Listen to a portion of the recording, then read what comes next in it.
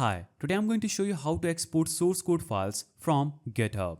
So first navigate to GitHub repository, open your web browser and go to GitHub repository containing the source code that you want to export. So this is my github.com page. I will simply navigate to repository, click on it. Then you'll have to click on this green code icon just right here. Now in the drop down, click the download zip button and this downloads all the repository files as a compressed zip folder. After you do this, you can see that folder will appear in your downloads. You can simply right click it, then click on WinRAR and extract files using WinRAR, or just click on extract all. After you extract it, you'll have to simply access the source code files. Alternatively, you can use Git to clone the repo by copying the repository URL and running the git clone URL in your terminal to get the files with version history. So, exporting source code files this way helps you quickly get the project data you need for development or review without installing additional tools. If you found this guide helpful,